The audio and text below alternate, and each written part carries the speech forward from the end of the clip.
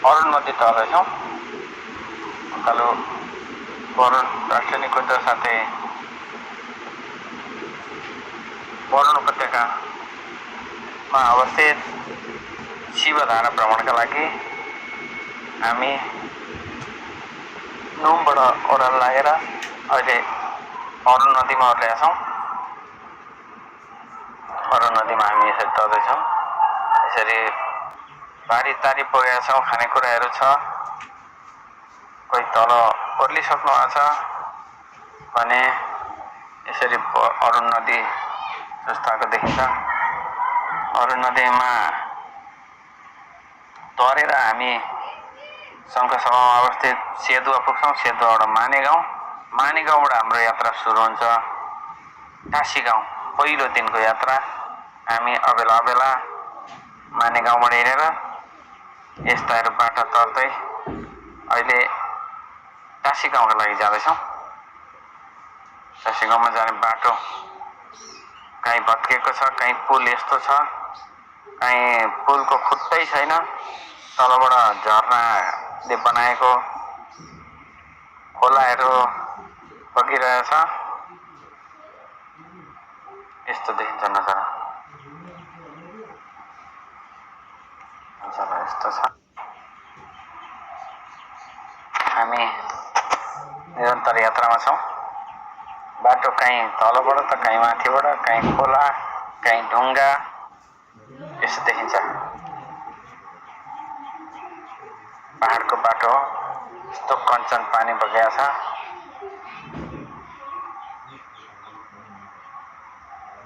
अब यो ढुङ्गामा टेक्दै तर्नुपर्ने। चप्पल लाउनेलाई त ठिकै छ। चिसो पानीमा, चिसो मौसममा चिसो पानीमा टेक्दै बारी तर्नुपर्छ। जुत्ता लाउनेलाई चाहिँ ढुङ्गाहरूमा टेक्दै। यहाँ पहिले पुल हालिएको रहेछ। पुल अब खोलाले लगेपछि पुल साइडमा फ्याँकिएको रहेछ। यसरी जाँदैछौँ। कहीँ बेला उग्रेको बेलामा साइडको सिनहरू यस्तो देखिन्छ। साइडको सिन एकदम मनमोहक लाग्दो छ। हामी जसोतसो टाँसी गाउँ पुगेर टाँसी गाउँ बास बसेर त्यस दिनका दिन बेलुका बास लगभग 2-2.5 घन्टाको बाटो कटेर टाँसी गाउँ बसेपछि टाँसी गाउँबाट हाम्रो यात्रा सुरु हुन्छ शिवधाराको लागि। शिवधाराको बिहान सबेरको समय छ यो। यस्तो जङ्गलको बाटो तेर्सो हिँड्दैछौँ। कस्तो बाटो आउने हो अगाडि भन्ने एउटा उत्सुकता पनि छ, डर पनि छ, क्युरियोसिटी पनि छ। साइडको नजारा यस्तो छ। हामी फोटो खिच्दै भिडियो खिच्दै साइडको पानी आयो। यो पानी जमेर रहेछ। हामी माथिबाट तर्यौँ। अगाडि गएपछि यस्तो देखियो। यस्तो देखिसकेपछि मन त्यसै प्रफुल्लित। अगाडि यो मानी छ। हाम्रोतिर घुमाउने मानी हुन्छ गुम्बातिर भने, यहाँ चाहिँ नेचुरल मानी, पहिलेको मानी यस्तो हुने गर्दछ। त्यो मानी बाटामा यस्ता मानीहरू ठाउँमा भेटिने गर्छन्। अगाडिको दृश्य म देखाउनेछु हजुरहरूलाई। म यसरी बेला क्यामेरा घुमाउँदै पछाडि आफूलाई पनि सामान्य देखाउँदै हामी यात्रामा अगाडि छौँ। यो बिहान सबेरको यात्रा छ। यस्तो बाटो भेटिन्छ कहीँ। यस्तो चिप्लो ढुङ्गाहरू छ। ढुङ्गामा खुट्टा गयो कि तल पहिरोमा कहाँ पुगिन्छ थाहा छैन। सानो बाटो।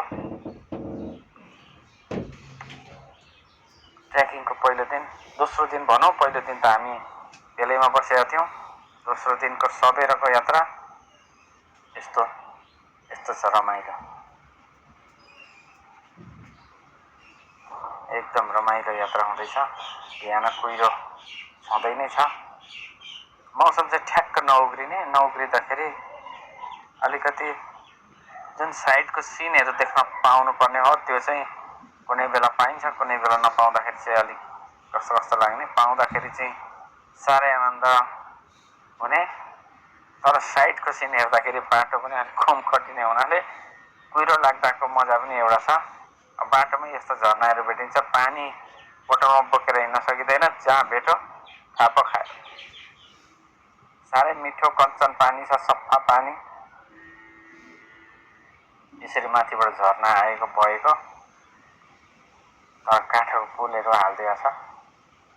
त्यसो हुनाले पैदल मार्गका लागि, पैदल हिँड्नका लागि, यो खोला झर्ना तर्नको लागि सुविधाजनक काठका पुल हालिदिएको छ।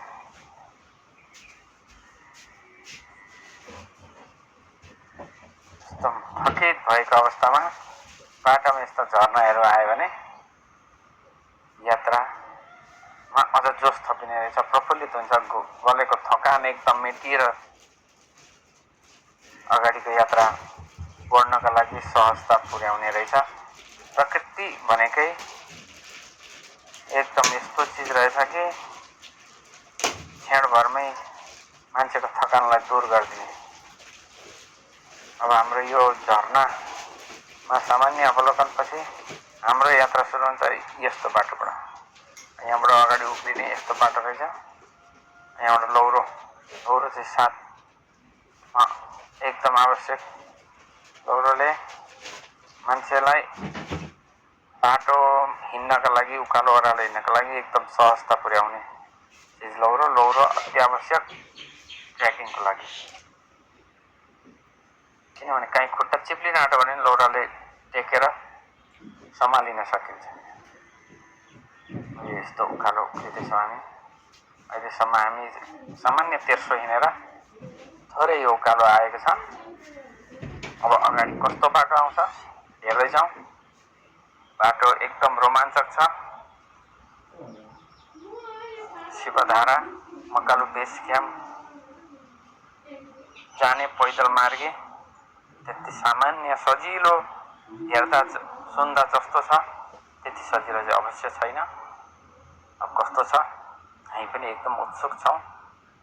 सुनेका थियो, देखेका थिएन। अब त्यो सुनेको कुरालाई कस्तो हुँदो रहेछ भनेर हामी अनुभव गर्नका लागि यो यात्रा गर्दैछौँ। यात्रामा अहिले हामी 2 जना मात्रै छौँ। लामो यात्रा छ। कति दिनमा पुरा हुन्छ त्यो पनि थाहा छैन। कहाँसम्म पुगिन्छ त्यो पनि हामीलाई थाहा छैन। त्यही पनि हामी जाँदैछौँ। यो माथिबाट हेर्दाखेरि अहिलेको झरना यस्तो देखिन्छ। अब अगाडिको बाटो यस्तो छ।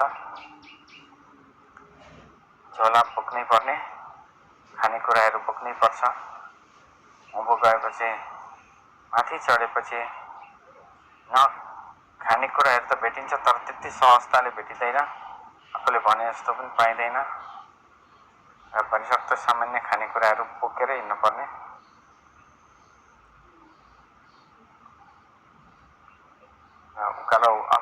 उकालो सुरु हुँदैछ। जहाँसम्म हामीले सुने अनुसार अब यहाँबाट चाहिँ उकालो एकदम सुरु भएको छ। उकालो बिचमा ओह्रालोहरू केही त्यस्तो नभेटिकन एकोर उकालै छ भन्ने सुने हो।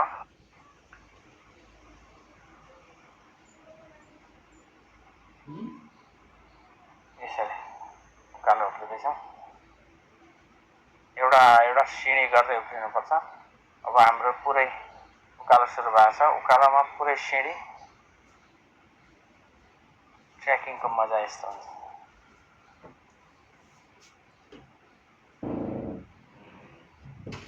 थकित तर मन एकदम प्रफुल्लित।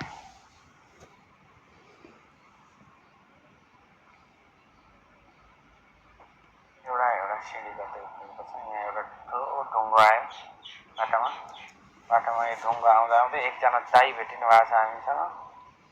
उहाँ दाइ यही यात्रामा सामान ढुवानी गर्नु हुँदो रहेछ। उहाँसँग सामान्य परिचय पश्चात हामी उहाँ सँगसँगै यात्रा गऱ्यौँ। उहाँले यहाँको बारेमा एकदम मजाले हामीलाई बताउनु भयो। यो फलामको बाटाहरू छन्। उहाँ अगाडि बोकेर जाँदै हुन्छ। हामी पनि उहाँ सँगसँगै पछ्याउँदैछौँ। उहाँ दाइ पनि हामीलाई हौसला बढाउँदै आफू पनि आफ्नो यात्रा अगाडि बढाउँदै हुन्छ। यो ठाउँमा उकालो छ,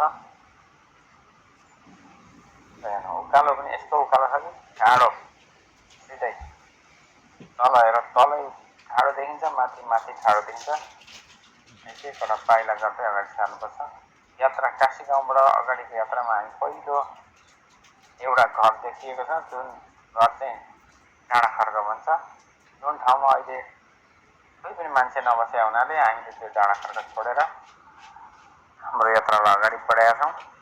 यस्तो देखिन्छ सिँढी, यताबाट उता घुमौँ, उताबाट उता घुमौँ, अनि त माथि हेरौँ कहाँ माथि हेऱ्यो कि रेङ्गाटाइ लाग्ला जस्तो।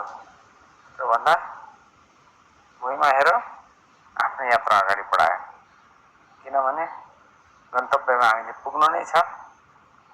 माथि हेरेर किन कहिले पुगिने भन्ने देखिनु। तल हेर्दा त्यही तलबाट हामी आएको हो, यहाँबाट सिधै ठाडो उकालो उक्लेर पानी सिमसिम परेको छ। रेनकोट लाउनु पर्ने आवश्यक पुरै।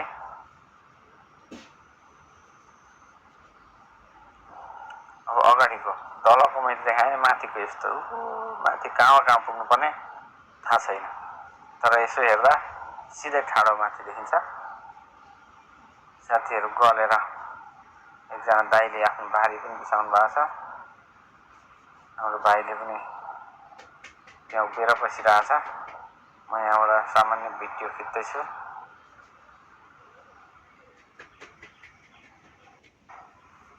यस्तो बाटो क्या मजा छ ल हेर्नु।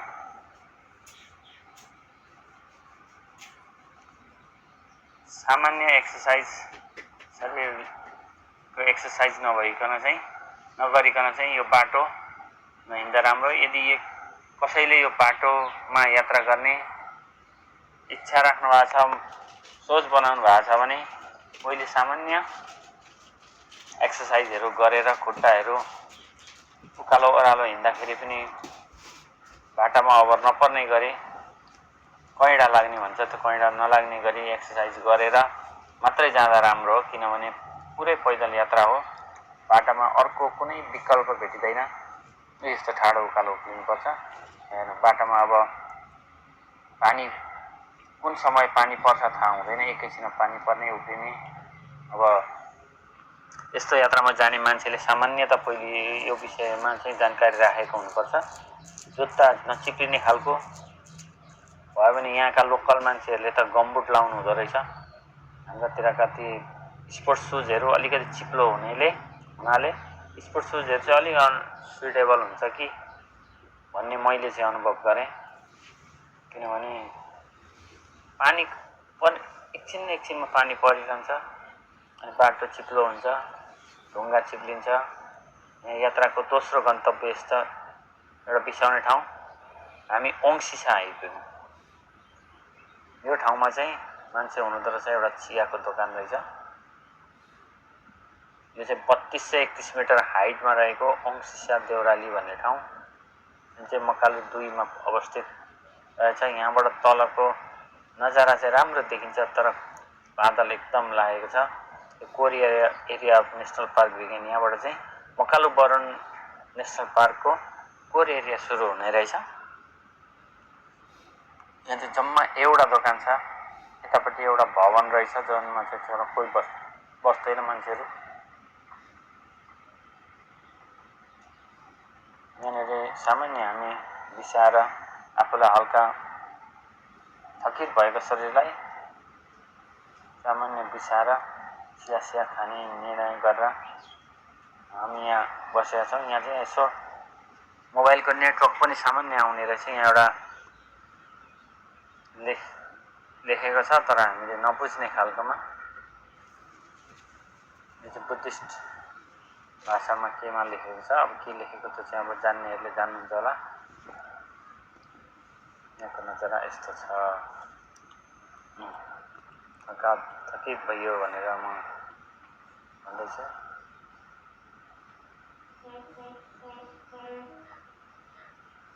यो चाहिँ ओङसिसा भन्ने ठाउँ।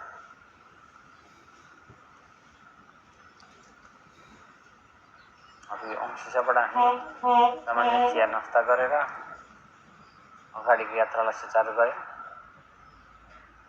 अगाडिको यात्रा पनि उही हो, ठाडो उकालो नै हो। उकालोदेखि चाहिँ डराउनु हुँदैन, हिँडेको छ। जो उकालोदेखि डरायो सक्यो, जिउले तिनेर छोडिहाल्छ। जसरी मैले जानु छ भनेपछि उकालो हिँडेको छ। बाटो अब हेरे पनि माथि कहाँ तल यस्तो घुमाउरो तल,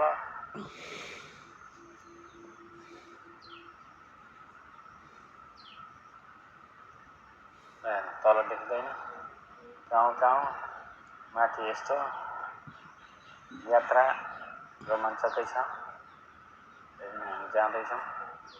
आज हाम्रो यात्राको दोस्रो दिन। हिजो अबेला हिँडेर हामी मानेगाउँबाट टासी गाउँमा आएर बसेका थियौँ। टासी गाउँबाट अगाडिको यात्रा हामीले गर्ने क्रममा बिचमा एउटा दोकान भेट्यो जहाँ चाहिँ सामान्य चिया नास्ता खान पाइने। त्यहाँबाट हामी अगाडि लागेर अगाडिको यात्रा तय गरिरहेका छौँ। अगाडिको यात्रामा पनि यस्तो यहाँका स्थानीयहरूको भनाइअनुसार ठुलो डाँडा पुगुन्जेलसम्म हामीले उकालोकै मात्रै सामना गर्नुपर्ने छ, जहाँ बिचमा ओह्रालो भन्ने भेटिँदैन। उकालोको उकालो, ठाडो उकालो, जसमा सिँढी नै सिँढी छ। यो सिँढीहरू चाहिँ यो माथिदेखिको दृश्य, तल कुहिरो लागेको छ। यो सिँढी चाहिँ मुकाल बरुण राष्ट्रिय निकुञ्जले पैदल मार्गीको लागि निर्माण गरेका रहेछ। तर धेरै मेहनत गरेर बनाइएको बाटो हो यो बाटो बनाउने र मेहनत गर्नेहरूको लागि चाहिँ पैदल मार्गीहरूले नमन गर्नुपर्ने देख्छु म चाहिँ। किनभने धेरै मेहनत गरेर बनाइएको छ। यो ढुङ्गाको यो बनाउनलाई कति समय लाग्यो होला, कति मेहनत लाग्यो होला, यो चाहिँ उही हिँडेर अनुभव गर्ने मान्छेले मात्रै अनुभव गर्ने कुरा हो। यहाँबाट त्यहाँ देखिँदैन, किनभने न बस्ती छ त त्यहाँ, न केही छ, न मानव स्रोत छ त, न कुनै गाडीहरू जान्छ। सबै हातले बनाएको हो। यो हातले ढुङ्गाहरू बटुलेर ल्याएर खप्टिएर यस्तो मिलाएर बनाएको ठाउँ छ। अब यी लेकमा पाइने बोट बिरुवाहरू देखिन थालेका छन्। पुरै लेक हो, किनभने माने गाउँबाट अगाडि लाग्ने बित्तिकै लेक सुरु भइहाल्छ।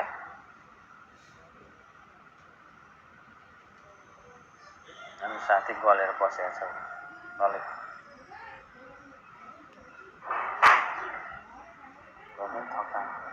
थकित भयो मान्छे। बाटोको नजारा यस्तै हो। बाटो चाहिँ एकदम इन्ट्रेस्टिङ छ। सामान्य बाटो त हुँदै होइन, यो असामान्य बाटो हो। यो हेरेर पुग्नुपर्ने गन्तव्य हो। बाटो कस्तो छ भन्ने नजारा देखिहाल्नुहुन्छ। सिधै ठाडो, घरको सिँढी पनि यति उकालो हुँदैन, अलिक तेर्सो हुन्छ। यो त्यस्तो ठाडो हो।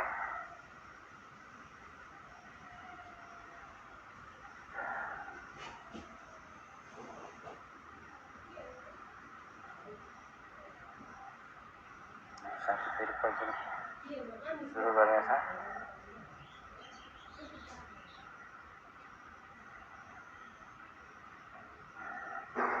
मैले सिर्फ बाटै मात्रै देखाइरहेको छु अहिले, किनभने साइडको नजाराहरू अहिले पिरो लागेर केही देखिँदैन।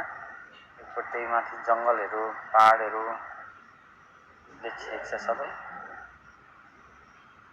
सामान्य छेउमा पर्ने बोट बिरुवाहरू बाहेक अरू परको नजारा त्यस्तो खासै देख्दैन। म पनि गलेर थकित भएर स्यास्या, किनभने अब हामी अंशिसाई 3200 मिटर थियो भने हामी लगभग 3300-3400 मिटरमा पुगिसकेका छौँ। अब बिस्तारै अक्सिजनको मात्रा पनि कम हुँदै जान्छ। त्यसो हुनाले थोरै यात्रा गर्दाखेरि पनि स्यास्या हुन सक्छ, किनभने अक्सिजनको कमीले।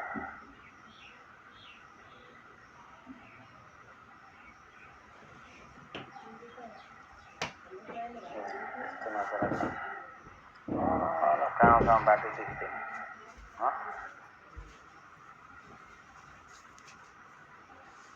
तल तल तल तल तल तल देखिन्छ। चेयर हेर्दाखेरि यस्तो घुमेर आउँदैन। बोटबिरुवाहरू चाहिँ भेटिन्छन् हरियै, तर बोटबिरुवाका नामहरू चाहिँ हामीले नजानेको हुनाले के को भनेर भन्नु सकिँदैन। जसले देख्नुहुन्छ उहाँहरूले चिन्नुहुन्छ।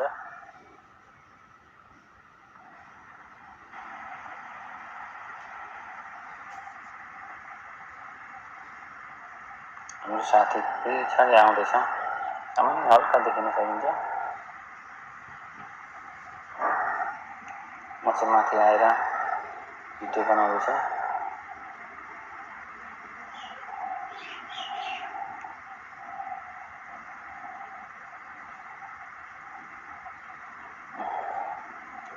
अब छिटो थाक्न शरीर पनि छिटो थाक्छ। अलिकति उकालो सामान्य उकालो उक्लिँदा पनि अक्सिजन कमीले गर्दा छिटो थकित हुन्छ। तलतिर कम थकित हुन्छ भने थोरै धेरै हिँड्न सकिन्छ भने ज्यादा हाइटमा कम हिँड्न सकिन्छ, किनभने अक्सिजन अलिक कम हुन्छ। यो माथिबाटको दृश्य हो। तलतिर पुरै बादलले ढाकेको छ। बादल नलाग्नु हो भने वाउ क्या दामी दृश्य देखिन्थ्यो, तर बादलले सबै तल ढाकेको छ। एकदम तल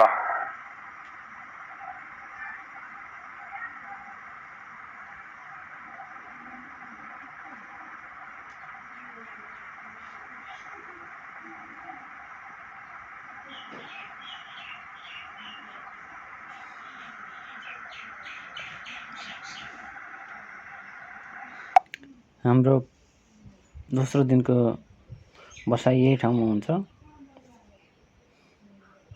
र हामी तेस्रो दिनको यात्रा सुरु गरेका छौँ। यहाँबाट यहाँ अगाडि गइसकेपछि एउटा बिहानकै समयमा एउटा भ्यू टावर जस्तो छ, त्यो माथिबाट लिएको दृश्य हो। यो चाहिँ एकदम रमणीय देखिन्छ, किनभने बिहान अलिकति कुहिरो हटेको छ। नजिक टाढा मात्रै छ कुहिरो। यो भ्यू टावरबाट लिएको दृश्य हो। कस्तो राम्रो देखिन्छ त, आफै हेर्नु होला। तलसम्म देखिन्छ। बादलहरू स्टेबल भएर बसेका छन् पुरै। कुहिरो मात्रै कुद्ने हो, त्यो तलको बादलहरू त त्यस्तो धेरै कुदिरहँदैन। त्यसैले राम्रो देखिन्छ माथिबाट हेर्दाखेरि। बादलहरू सेतो बादल, निलो पहाड, त्यहीँ बसेर यसको अवलोकन गरिरहँ जस्तो लाग्छ।